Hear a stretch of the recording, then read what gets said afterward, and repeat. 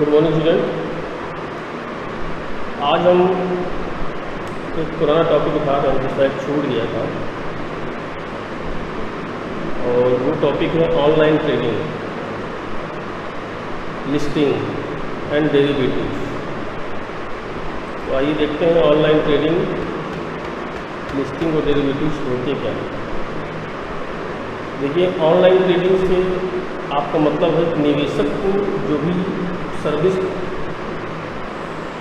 निवेशक को प्रदान की जाने वाली सुविधा से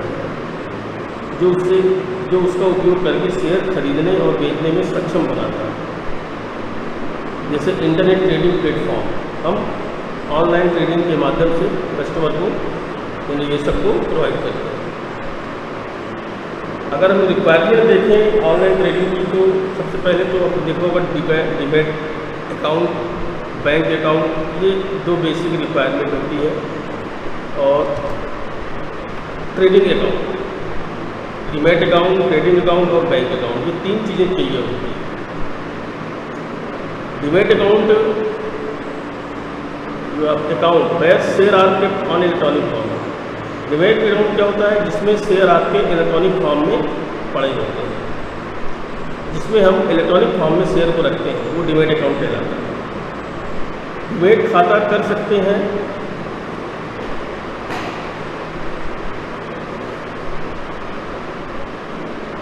डीमैट अकाउंट हम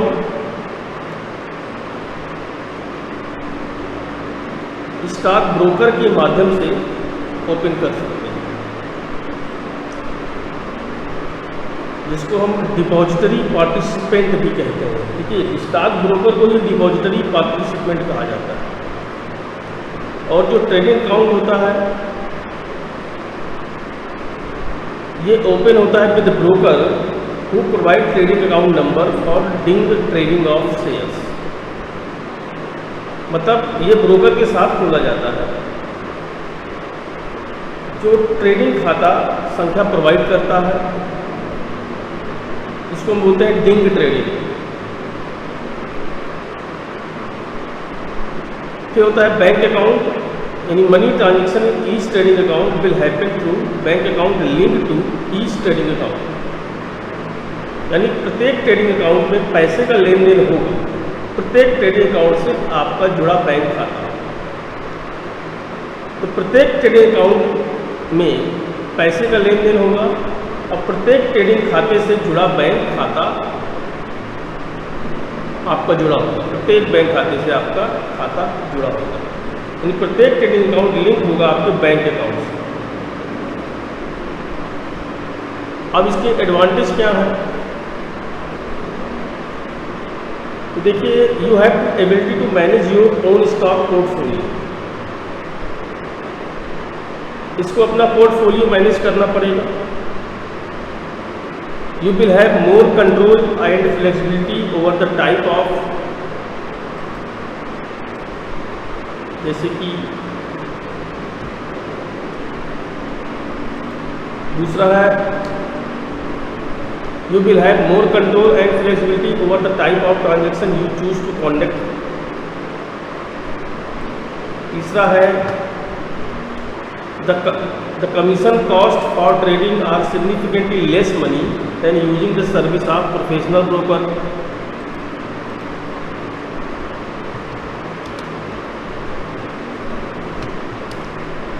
you can get access to lower fee mutual fund investment।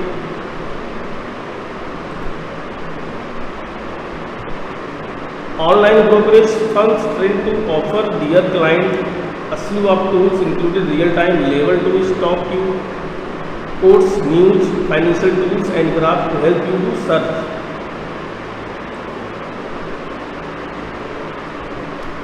अगला है some online brokerage will provide their client to free access to highly qualified research report created by Standard and Poor and other predominant financial players। अगला है online account investor have access to their account 24/7 यद्यपि market hours are from 9:30 to 4 PM। अगला है as long as you have access to computer and internet you can take step to manage your finances wherever you may be. तो देखिए basic जो फायदे यही है कि आपके पास एक अकाउंट स्टॉक पोर्टफोलियो को प्रतिबंधित करने की क्षमता है। आपके द्वारा चुने गए लेन देन के प्रकारों पर आपका अधिक नियंत्रण और लचीलापन होगा।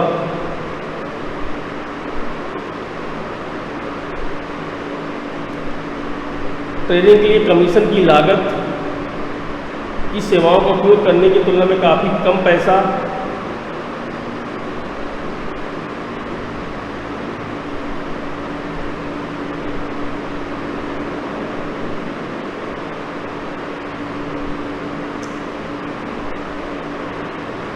ठीक है।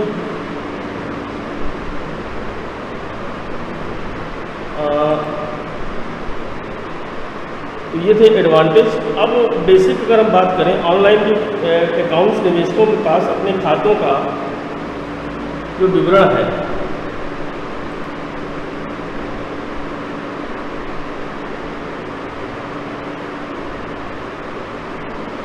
वो विवरण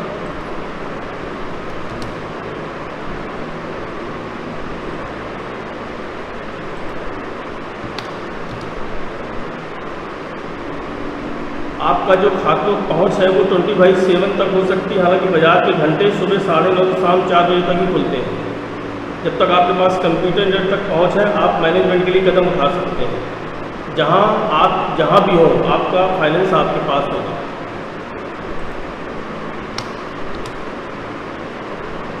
नुकसान क्या है? निवेशक जो पहली बार व्यापार कर रहे हैं फ्लो के साथ जाते हैं और प्राप्त करते हैं। इंडस्ट्री में डूबे हुए और वास्तव में अस्थायी रूप से भूल जाते हैं कि वो वास्तव में अपने असली पैसे का उपयोग कर रहे हैं। पेशेवर दलाल के बीच एक संरक्षक का कोई रिलेशन नहीं है और एक ऑनलाइन ट्रेडिंग खाता धारक इस प्रकार के निवेशक को अपने आप छोड़ देता है सही शेयरों का चुनाव करने के लिए।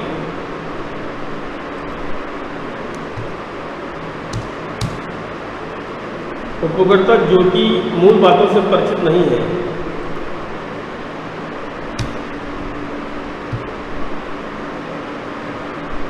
ब्रोकरेज सॉफ्टवेयर गलतियां कर सकता है जो महंगा साबित हो सकता है। एक चक्कर ये पड़ता है। एक निवेशक को कभी कभी भारी नुकसान उठाना पड़ सकता है धीमी इंटरनेट गति और नेटवर्क आउटेज की वजह से।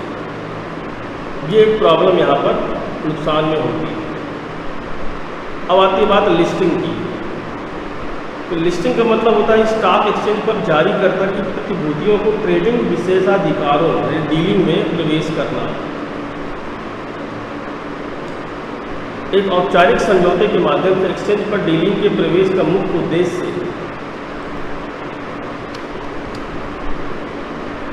सिक्योरिटीज को तरलता और विपणन योग्यता प्रदान करना, साथ ही व्यापार के प्रभावी नियंत्रण और पर्यवेक्षण के लिए एक सिस्टम प्रदान करना। किसी भी कंपनी की सिक्योरिटीज को स्टॉक एक्सचेंज में लिस्टेड करते समय कंपनी को एक्सचेंज के साथ एक लिस्टिंग समझौते में प्रवेश करने की आवश्यकता होती है। लिस्टिंग समझौता लिस्टिंग के नियमों और शर्तों और एक कंपनी द्वारा किए जाने वाले खुलासे को निर्दिष्ट करता है। विनिमय के लिए निरंतर आधार। लिस्टिंग के उद्देश्य मेन रूप से गतिविधियों को सरलता प्रदान करना है, आर्थिक विकास के लिए बचत जुटाना है, पूर्व प्रकटीकरण सुनिश्चित करके निवेशकों के हितों की रक्षा करना है। गतिविधियों की लिस्टिंग की आवश्यकताएं। स्टॉक एक्सचेंज में अपनी प्रतिभूतियों को सूचीबद्ध कराने की इच्छुक कंपनी को निर्धारित में आवेदन करना होगा। उसके लिए क्या क्या दस्तावेज हैं, सूचनाएं, साथ में फॉर्म कैसे भरें, मेमोरेंडम और आर्टिकल्स ऑफ एसोसिएशन, प्रॉस्पेक्टस या स्टेटमेंट की प्रतियां के बदले में प्रॉस्पेक्टस, निदेशक की रिपोर्ट, बैलेंस शीट और अंडरराइट्स के साथ समझौता। इसकी पूंजी संरचना के संबंध में विवरण, शेयरों और डिवेंचर प्रमाण पत्रों की नमूना प्रतियां, आवंटन पत्र, शेयर का समान रूप स्थानांतरण आदि, शेयरों के वितरण को दर्शाने वाला एक बयान, मौजूदा कंपनियों के मामले में पिछले के दौरान घोषित लाभांश और नकद बोनस का विवरण यानी कि 10, अपनी स्थापना के बाद से कंपनी की गतिविधियों का एक संक्षिप्त इतिहास। तो डेरिवेटिव एक वित्तीय साधन है जिसका मूल आधारित है या मूल एक या एक से अधिक प्राप्त होता है। अंतर्निहित परिसंपत्तियाँ, नीचे परिसंपत्ति एक शेयर, शेयर बाजार सूचकांक, एक वस्तु, एक ब्याज हो सकती है।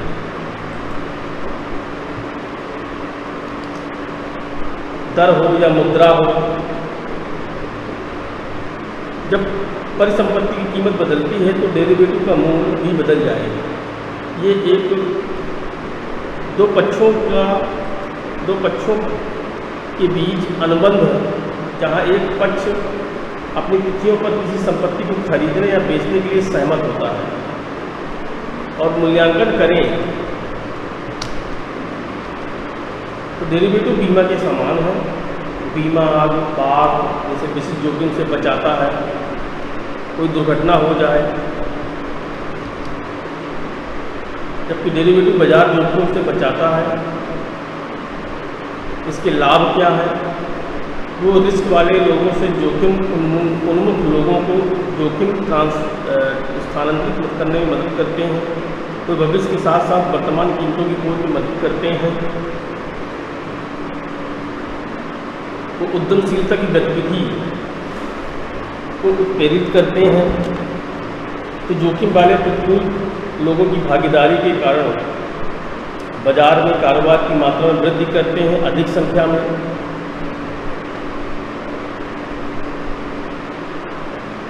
वो लंबे समय में बचत और निवेश को बढ़ाते हैं।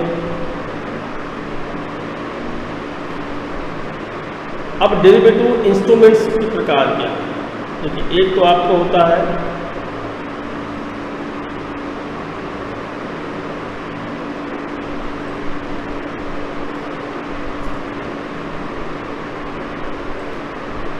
फॉरवर्ड,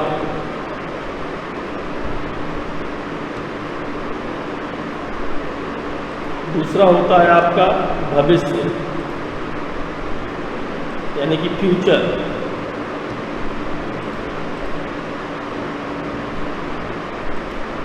और तीसरा विकल्प होता है ऑप्शन।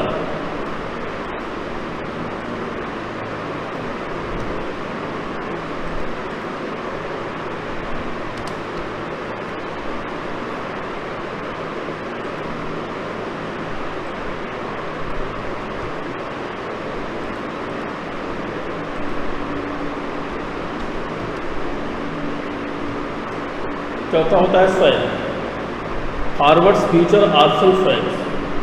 ये आम प्रकार हैं आपके डेरिवेटिव अनुबंध यानी डेरिवेटिव इंस्ट्रूमेंट। ठीक है, इसको बोलते हैं डेरिवेटिव कॉन्ट्रैक्ट्स।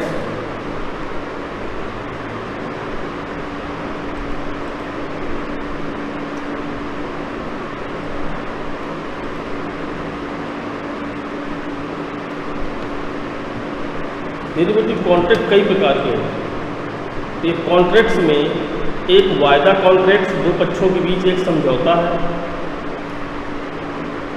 एक खरीदार और एक विक्रेता को खरीदने या बेचने के लिए आज पर सहमत कीमत पर बाद की तारीख में कुछ एक वायदा कॉन्ट्रैक्ट एक अनुकूल कॉन्ट्रैक्ट है जो संस्थाओं के बीच, जहां फ्यूचर में किसी स्पेशल डेट पर आज की पूर्व सहमति कीमत पर निपटाना होता है। किसी भी प्रकार का संविदात्मक समझौता जो भविष्य में किसी वस्तु व सेवा की खरीद के लिए कहता है, आज पर सहमत कीमत पर और रद्द करने के अधिकार के बिना एक वायदा अनुबंध है। अब आती है फ्यूचर यानी फॉरवर्ड। कि फॉरवर्ड की विशेषताएं क्या हैं। अंतर्निहित संपत्ति देखते हैं क्या क्या विशेषताएं हैं।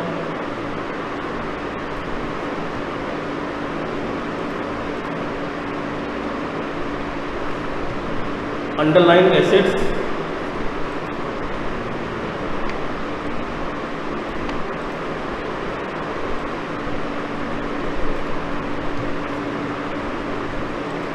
Flexibility,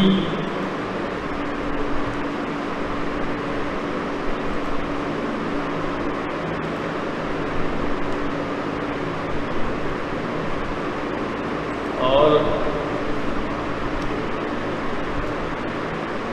contract price. तो ये जो कॉन्ट्रैक्ट प्राइस है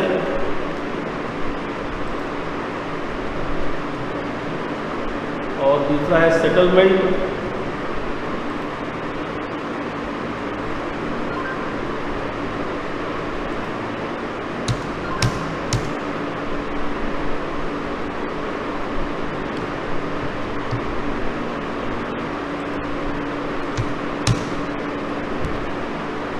तो पहला है underline assets, flexibility, settlement, contract price, ये आपके विशेषताएं हैं। तो वायदा अनुबंध के लाभ,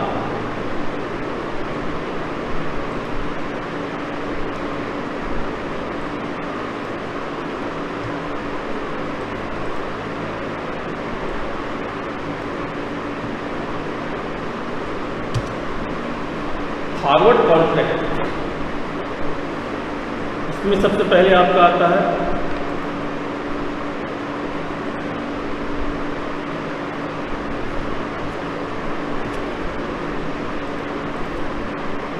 वो है आपका hedge risk.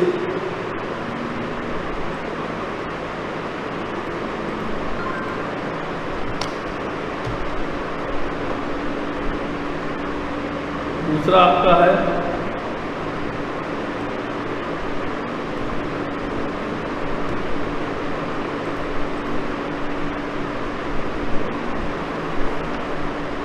No margin required.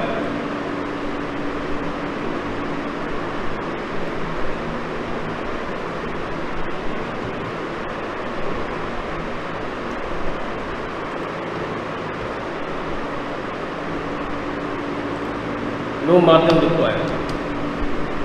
तो हेज रिस्क क्या है कि फॉरवर्ड कॉन्ट्रैक्ट का इस्तेमाल खरीद की कीमत को हेज या लॉक करने के लिए किया जा सकता है, या भविष्य की प्रतिबद्धता तिथि पर वस्तु या वित्तीय संपत्ति की बिक्री। ठीक है, कोई मार्जिन आवश्यक नहीं, यानी कि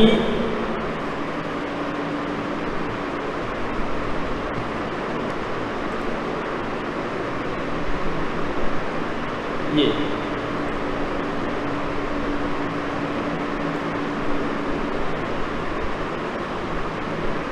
दूसरा है कोई margin required, no margin required. तो फॉरवर्ड कॉन्ट्रैक्ट को किसी भी मार्जिन की आवश्यकता नहीं होती, कोई प्रारंभिक लागत नहीं।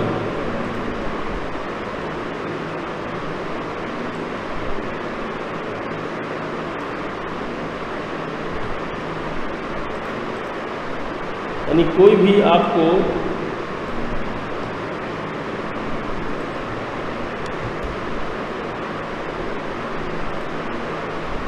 नो इनिशियल कास्ट, यानी फॉरवर्ड कॉन्ट्रैक्ट में आमतौर पर मार्जिन का भुगतान नहीं किया जाता, तो ये नहीं है। तो ये नहीं है प्रारंभिक लागत शामिल। ये आपका फिर क्या है, परक्राम्यता, निगोशिएबिलिटी,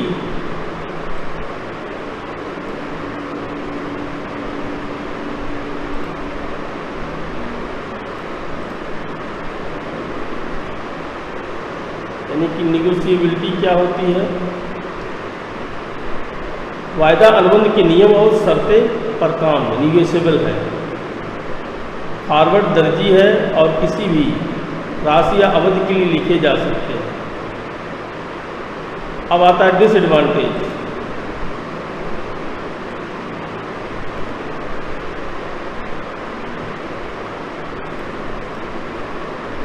कि वायदा अनुबंध के नुकसान क्या क्या है।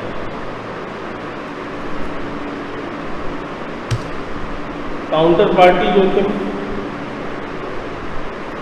एक तो आपका ये है।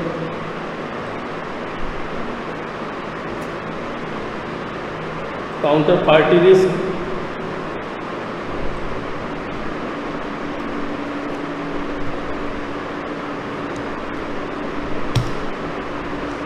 फॉरवर्ड अनुबंध में काउंटर पार्टी जोखिम बहुत ही अधिक मौजूद है, क्योंकि कोई प्रदर्शन गारंटी नहीं होती है।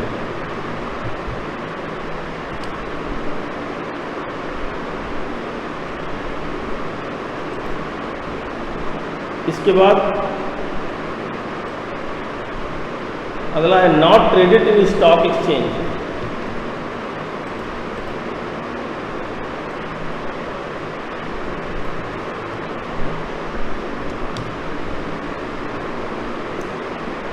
Not traded in stock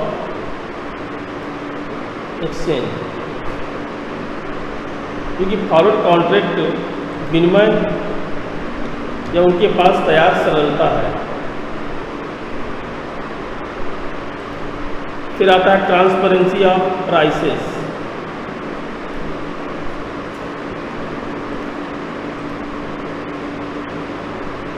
transparency of prices,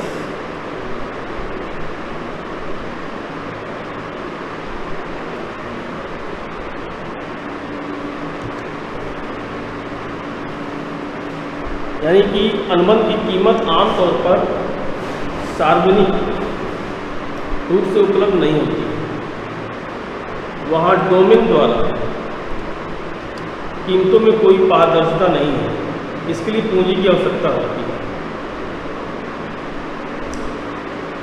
निपटान से पहले कोई मध्यवर्ती नकदी प्रवाह नहीं है, अनुबंध करना मुश्किल हो सकता है, रद्द करना। तो ये चीज़ें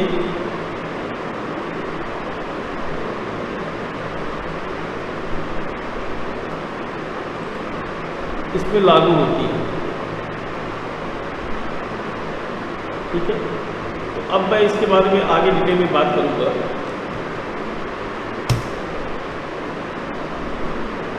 अभी तक मैं केवल डेरिवेटिव्स में चल रहा था। डेरिवेटिव्स की एडवांटेज और डिसएडवांटेज हमने देखे, और फॉरवर्ड हमने देख लिया। तो डेरिवेटिव कॉन्ट्रैक्ट है। अब अगला डेरिवेटिव कॉन्ट्रैक्ट हम कल बात करेंगे। तब तक हमने ये वाला जो अभी टॉपिक देखा, इसके आगे हम आगे कंटिन्यू करेंगे। Thank you.